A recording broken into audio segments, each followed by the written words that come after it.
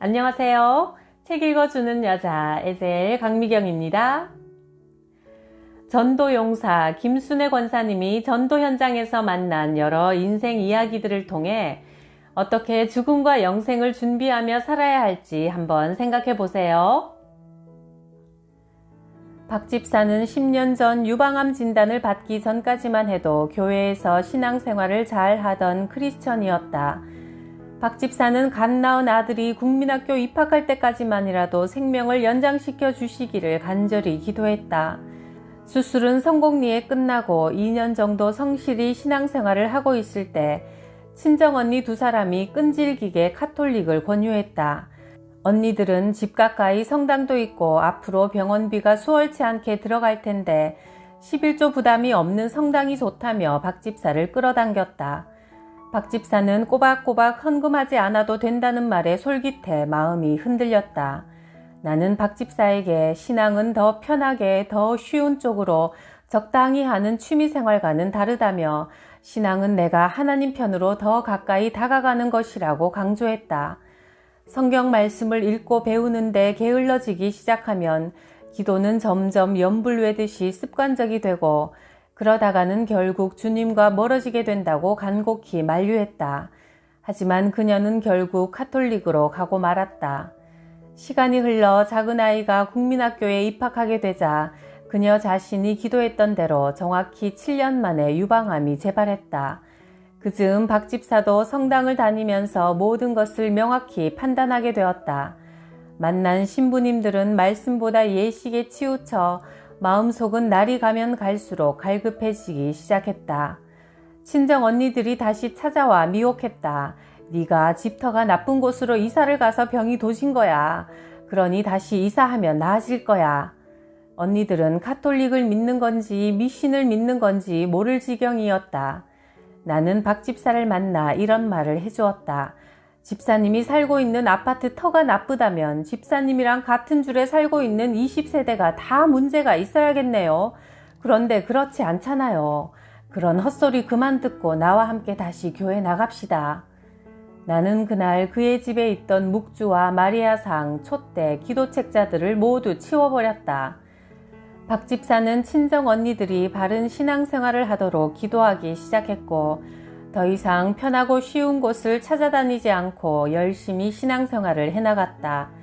이렇듯 영적 문제는 복잡 미묘한 것이다. 교활한 사탄은 자신들의 음모를 사람들의 뒤에 숨기고 바른 신앙생활을 교묘하게 방해한다. 박 집사는 3년 동안 믿음을 굳게 다져놓고 천국 소망 가운데 주님의 품에 안겼다. 육체의 고통 없는 천국으로 간 것이다. 그 가정은 박 집사의 삶과 죽음을 보면서 분명히 깨달았다. 하나님 앞에 바르게 나아가려면 오직 말씀과 기도로 무장하여 믿음과 행함이 일치하는 삶을 살아야 한다는 것을 말이다. 성도들 가운데 천주교의 막연한 동경을 품고 있는 이들이 적지 않다. 그들의 이유를 들어보면 천주교는 술, 담배에 관대하고 제사를 지내도 된다고 하니 좀 더 편안하게 신앙생활을 할 수 있을 것 같다는 것이다. 그런가 하면 멋진 세례명을 얻을 수 있어 천주교가 마음에 든다는 이들도 있었다. 천주교인 중에는 다 같은 하나님을 믿는 건데 무슨 상관이냐? 어쨌든 우리는 큰 집이고 개신교는 작은 집 아니냐? 하며 열을 올리는 사람들도 만나보았다. 물론 카톨릭 교인 중에서 예수 그리스도 안에서 참된 구원의 확신을 갖고 성령 충만함으로 성경 말씀 중심의 신앙생활을 하는 이들을 만나기도 했다. 그러나 전도를 하다 보면 카톨릭 교인 중에 말씀이라는 기초공사가 제대로 되어 있지 않아 오해하고 있는 경우가 많았다. 가끔 카톨릭 교우의 집에 가보면 가정을 위한 기도문이 걸려 있는데 그 기도문의 내용은 성 마리아여, 성 요셉이여 우리의 기도를 들어주소서라고 되어 있다. 그러니까 성 마리아와 성 요셉이 기도의 중보자로 되어 있는 것이다. 하지만 성경은 하나님과 우리 사이의 중보자는 오직 예수님 뿐이며 예수님의 이름으로 기도하는 것이 중요하다고 강조한다. 너희가 내 이름으로 무엇을 구하든지 내가 시행하리니 이는 아버지께서 아들로 인해 영광을 얻으시게 하려 함이라. 요한복음 14장 13절. 또 어떤 분은 열심히 성당에 다녔는데 고해성사 때문에 냉담 중, 즉 시험에 들었다고도 했다. 신부 앞에서 지은 죄를 고백하면 죄의 많고 적음에 따라 주기도를 몇 번 하라든가 또는 평일 미사 참례를 몇 번, 봉사 등을 정해준단다. 그런데 죄를 속한다는 보속 행위를 하고 나서도 여전히 마음속에 하나님으로부터 죄를 용서받았다는 확신과 기쁨이 안 생긴다는 것이다. 더구나 어느 누구에게도 털어놓을 수 없는 죄의 경우엔 고백 성사 자체가 더 큰 짐이 된다고 했다. 내가 그에게 말했다. 기독교에서는 목사님 앞에서 자기 죄를 고백하는 것이 아니라 모든 교인이 직접 자기 죄를 하나님 앞에 고하고 회개하면 마음에 참 평안을 가지게 됩니다. 구약시대 백성들은 죄로 인해 하나님 앞에 나갈 수 없었다. 오직 제사장만이 1년에 한 번 하나님 앞에 나아가 백성의 죄와 허물을 용서받기 위해 동물의 피로 속죄 제사를 드렸다. 그러나 신약시대에는 예수 그리스도께서 친히 이 땅에 대제사장으로 오셔서 자기 피로 영원한 속죄를 이루기 위해 십자가에 달리셔서 단번에 제사를 드려 우리의 죄를 담당하셨다. 히브리서 9장 11절. 그러기에 이제 우리는 예수의 피로 깨끗하게 되어 직접 성소에 들어가 하나님 앞에 자기가 지은 모든 죄를 직접 고하면 하나님께서 우리 죄와 불법을 다시는 기억하지 않는다고 하셨다. 히브리서 10장 17절. 내가 위의 내용을 일일이 성경을 찾아가며 설명해 주었더니 그분은 고개를 끄덕였다. 그분은 또 연옥에 대해서는 어떻게 생각하냐고 물었다. 카톨릭에서는 교우들이 죽으면 살아생전 지은 죄대로 큰 죄를 지었으면 지옥으로 가지만 적은 죄를 지은 이는 세상 죄를 정화시키는 곳으로 천국과 지옥의 중간에 있다는 연옥으로 가게 된다고 한다. 그런가 하면 지상에 있는 교우들이 연도, 죽은 사람을 위해 기도하면 연옥에 있는 기간이 단축될 수도 있고 천국으로 가게 된다고 한다. 그들은 연옥을 거치지 않고 천국에 직접 갈 수 있는 분은 오직 예수님과 성모 마리아 뿐이라고 주장한다. 그러나 누가복음 23장 39절 이하에 보면 예수님과 함께 못 박힌 두 강도 중 한 명이 자기 죄를 깨닫고 예수님이 구원자라고 고백하는 순간 그는 주님과 함께 낙원에 들어간다는 약속을 받았다. 그 강도가 얼마나 극악한 죄를 지었으면 십자가형에 처하는 극형을 당했겠는가. 하지만 예수님을 구주로 인정하고 영접하자 연옥을 거쳤다는 말 없이 바로 예수님이 가시는 낙원으로 함께 간 것이다. 냉담 중이었던 그분은 내가 요한복음을 읽어보라고 권하자 요한복음을 다 읽고 나서 구역 예배에도 참석하고 꾸준히 성경을 읽어나가기 시작했다. 그러더니 지금은 교회에 열심히 다니면서 신앙생활을 말씀을 중심으로 착실히 하고 있다. 카톨릭의 어떤 교우들은 성모 마리아는 동정녀로 예수님 한 분만 낳으시고 연옥을 거치지 않고 직접 천국에 가셨다고 하는데 마가복음 6장 3절에 보면 예수님의 형제들은 야고보와 요셉과 유다와 시몬이며 누이들도 있다고 나와 있다. 어떤 인간도 신앙의 대상이 될 수 없다. 동정녀 마리아도 우리와 같은 보통 사람으로 예수님을 낳은 뒤에 요셉과의 사이에서 많은 자녀를 두었고 믿음의 선배들처럼 예수님을 하나님의 아들로 믿고 사후에 천국에 갔을 것이다. 이처럼 성경을 읽지 않고 잘 모르면 진리가 아닌 것에 미혹당한다. 가락동 농수산물 시장에서 잔뜩 장을 봐가지고 돌아오는 길이었다. 낑낑거리며 아파트 입구에 들어서는데 멀리서 찬이 엄마가 헐레벌떡 뛰어와서 다급히 입을 열었다. 빨리 경찰병원으로 가보세요. 정씨가. 찬이 엄마는 울먹이느라 뒷말을 잇지 못했다. 아니 왜 그래요? 어디 찬찬히 말해보세요. 무슨 일 있어요? 찬이 엄마의 입에서 나온 말은 정말 충격이었다. 죽었어요. 뭐라고요? 누가요? 정씨가요? 찬이 엄마는 대답 대신 울기만 했다. 아니 이럴 수가 있어요? 어제도 만났는데. 갑자기 맥이 탁 풀려버렸다. 나는 진보다리를 땅에 내려놓고 멍하니 서 있을 수밖에 없었다. 정씨가 죽다니 세상에 이럴 수가. 지난주 구역 예배를 드릴 때도 그는 아주 호쾌했었다. 자신만만하게 웃던 모습이 눈앞에 선하다. 하나님이 정말 계시는지 저는 잘 모르겠어요. 죽기 전에 믿기만 하면 되잖아요. 그러니 늙어서 천천히 믿어볼게요. 정 씨는 남편이 교회 다니는 사람들을 싫어한다며 머리를 절레절레 흔들며 말씀을 거부했다. 정 씨는 결혼해서 첫 아이를 출산한 뒤 체질이 바뀌어 천식환자가 되었다고 한다. 그래서 기압이 낮거나 먼지가 좀 많은 날이면 기침을 해댔다. 기침을 시작하면 얼굴이 벌게지도록 숨조차 잘 쉬지 못하고 답답해했다. 심하게 앓고 나면 한두 번 구역 예배에 나왔다가 몸이 건강해지면 그동안 밀렸던 볼일을 보느라 예배를 거르곤 했다. 그렇게 해서 정 씨는 구역 예배에 나오는 날보다 빠지는 날이 더 많게 되었다. 일부 예배보다는 2부 교제 시간이 더 마음에 든다던 그녀가 그만 어이없이 세상을 뜨고 만 것이다. 현대의학으로 천식쯤이야 무슨 대단한 병인가 생각했는데 38의 창창한 나이에 고작 천식으로 인생을 마감하리라곤 본인 역시 꿈에도 생각지 못했을 것이다. 지난주 예배 설교 내용은 누가복음 12장에 있는 한 부자의 어리석음에 대한 것이었다. 부자가 밭에 소출이 많아지자 작은 곳간을 헐고 크게 새 곳간을 지은 뒤에 여러 해 쓸 물건을 많이 쌓아두었으니 평안히 쉬고 먹고 마시고 즐거워하자고 했다. 그러나 하나님은 어리석은 자여 오늘 밤 네 영혼을 도로 찾아가겠다 하며 물질에 대한 욕심과 이기심에 대해 경고를 하셨다. 우린 이 말씀에 담긴 뜻에 대해 각자 의견을 이야기하며 특히 죽음을 대비하는 자세에 대해 말했다. 그때 정 씨는 나는 아직 하나님에 대해서도 천국과 지옥에 대해서도 잘 모르겠어요. 예수님을 믿으면 천국에 간다고 하는데 나는 아직 일요일이면 놀러 가고 싶은 곳이 너무 많아요. 특히 남편이 교회에 다니는 걸 싫어하니까 이 다음에 늙어서 죽기 전에 한번 열심히 다녀볼게요 라고 했었다.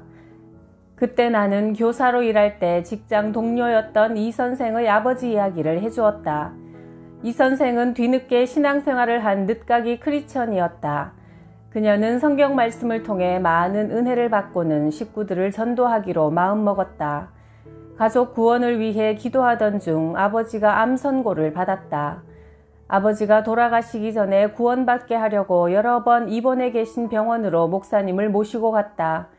평소엔 이 선생을 자녀 중에서 제일 예뻐하셨던 분이 마지막 세상을 떠나시기 전엔 그렇게 미워하셨다. 병실 문을 열고 들어서면 목사와 함께 오려면 다시는 나타나지 말라고 불호령을 내렸다. 그러다 끝내 주님을 영접하지 못한 채 이 세상을 하직했다. 아버지가 돌아가신 날 밤 이 선생은 꿈을 꾸었다. 아버지를 휠체어에 태워서 달팽이같이 생긴 계단을 내려가는데 휠체어에 갑자기 가속도가 붙으며 굴러 떨어지기 시작하더란다. 그때 그만 휠체어를 잡고 있는 손을 놓쳤는데 아래를 쳐다보니 끝도 보이지 않는 캄캄한 암흑 속으로 휠체어가 빨려 들어가는 것이다. 이 선생은 좀 더 빨리 아버지를 전도하지 못한 것을 못내 후회하곤 했다. 이처럼 죽음 직전에 마음 문을 닫는 사람도 있고 반대로 마음의 문을 활짝 열고 예수님을 구주로 영접하는 이들도 있다. 마음 문을 열고 닫는 것이 내 마음대로 될 것 같아도 절대 내 마음대로 되는 것이 아니다. 그나마 죽음 직전에 기회가 주어진다면 다행이지만 갑자기 교통사고나 심장마비로 급사라도 하면 어떻게 손서볼 시간도 없이 죽음을 맞고 마는 것이 현실이다. 나는 그런 말을 정 씨에게 들려주며 지금이 결단할 수 있는 기회가 되길 바란다고 권면했었다. 그런데 그 바로 다음 날 갑자기 정 씨가 숨쉬기가 힘들고 답답하다고 했다. 그래서 구역원인 찬이 엄마가 정 씨를 경찰병원으로 데리고 간 것이다. 병원으로 가면서 정 씨가 찬이 엄마에게 이런 말을 했단다. 아침에 전도사님이 신방 오셨는데 문을 열어드리기가 싫어서 집에 없는 척하고 가만히 있었어요. 전도사님이 한참 배를 누르시다가 그냥 가시더라고요. 문 열어드릴 걸 잘못했나 봐요. 괜히 가만히 있었어요. 정말 후회가 되네. 그 말이 정 씨의 마지막 말이 되고 말았다. 그리고 숨이 차오기 시작하더니 더 이상 아무 말도 못하고 응급치료를 받다가 10분도 채 견디질 못하고 사망했다는 것이다. 그날 아침 전도사님의 신방만 받았어도 기회가 있었는데 하는 안타까운 생각이 들었다. 세브란스 병원 응급차 옆문이나 뒷문을 보면 뱀이 막대기에 꽈배기처럼 꼬여있는 그림이 그려져 있다. 생명을 다루는 의사나 병원을 상징하는 이 그림의 유래는 민수기 21장에서 비롯됐다. 불뱀에 물려 죽게 된 이스라엘 백성들이 모세가 여호와의 명령으로 만든 놋뱀을 장대 위에 매달자 그 장대에 매달린 놋뱀을 쳐다보고 살아난 것을 뜻한다. 지난날 이스라엘 민족이 구원의 상징인 놋뱀을 쳐다보고 살아났던 것처럼 오늘 우리는 예수 그리스도를 바라볼 때 참 구원을 얻게 된다. 즉 치유된 이스라엘 백성처럼 죄인된 우리도 예수님을 바라보고 믿어야 구원받을 수 있다는 말이다. 정씨는 왜 구원의 놋뱀을 쳐다보지 못했을까? 그녀의 장례식에 참석해서 전도에 좀 더 최선을 다하지 못한 나 자신이 못내 답답하기만 했다. 그 자리에서 나는 앞으로 믿음 없는 환자들을 보면 더욱 복음 전파에 힘을 다해야겠다는 다짐을 했다. 내가 전도한 훈이 엄마는 처음에 이웃 주민으로 만났다. 어려서 주일학교도 다녔고 고등학교, 대학교를 다 기독교 학교를 다녔으며 미국에서 살다 왔다고 해서 처음엔 전도가 쉽겠구나 생각했다. 그러나 반응은 의외였다. 쉽지가 않았다. 불심이 대단한 시부모님을 따라 절에 함께 다녔고 남편도 한 집안에 두 종교는 절대 안 된다고 한단다. 그래서 미국에서 살 때도 교회 근처엔 얼씬도 안 했다는 것이다.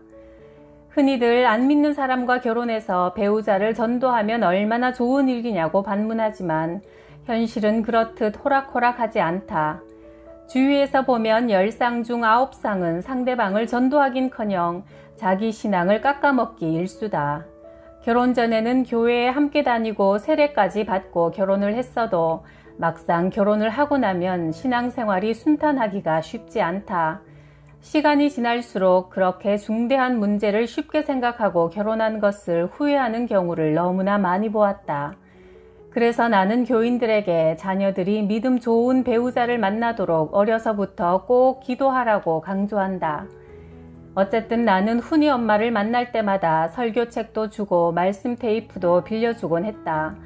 하지만 다음번에 만나면 남편이 설교 테이프를 쭉 잡아당겨 못쓰게 해놓고 성경책도 찢어버렸다고 했다. 그즈음 나는 이사를 가게 되어 훈이 엄마를 위해 기도하며 2년을 지나게 되었다. 어느 따뜻한 봄날 광림 기도원에 갔는데 누군가 활짝 웃으며 달려오는 게 아닌가. 훈이 엄마였다. 우린 반가워서 서로 두 손을 꼭 잡았다. 훈이 엄마는 오늘 난생 처음 기도원에 왔다며 경위를 설명했다. 우연히 목에 혹 같은 것이 만져져서 병원에 갔더니 동양인들은 거의 걸리지 않는다는 사르코이도시스라고 진단을 내리더란다. 우리나라 사람에겐 발견된 일이 없는 희귀병이었다. 임파선을 따라 생기는 일종의 종양으로 온 몸을 단층 촬영을 해보니 목 부분에 밤송이 크기로 3개나 있고 폐 부분에도 많은 종양이 포도송이처럼 주렁주렁 달려있는 것이 확인됐단다. 그런데 수술도 불가능한 부분이라는 진단을 받았다고 했다. 훈이 엄마가 마음의 갈피를 잡지 못하고 있을 때 마침 광림교회를 다니던 학교 후배의 소개로 전도사님의 신방을 받았고 성도들과 함께 기도원을 찾아왔다는 것이다. 기도회가 끝나고 안수기도를 받기 위해 목사님 앞에 섰을 때 무슨 병 때문에 기도받기 원하십니까? 묻자 훈이 엄마의 대답은 뜻밖이었다. 목사님, 제가 병에 걸린 것은 하나님께서 나를 너무 사랑하셔서 구원하시려고 자녀 삼으시기 위해 부르신 거예요. 하며 눈물을 흘렸다. 그 후 놀라운 일이 일어났다. 다시 병원에서 단층 촬영을 했는데 그 많던 종양이 깜쪽같이 없어졌다는 검사 결과가 나온 것이다. 그 일을 계기로 훈이 엄마는 지금 성가대에서 맹활약 중이다. 그녀가 찬양하는 모습을 보노라면 너무나 아름답고 평화와 기쁨이 넘쳐 흘러 모두 큰 은혜를 받는다. 그녀는 이제 주위 사람들에게 각자 득도하여 자기를 구원하라는 불교와는 차원이 다른 십자가 죽음으로 인간의 죄 문제를 단번에 해결하시고 천국 영생을 주신 예수 그리스도를 담대하게 전하며 살아가고 있다. 은경 엄마는 기독교 대학을 졸업한 엘리트다.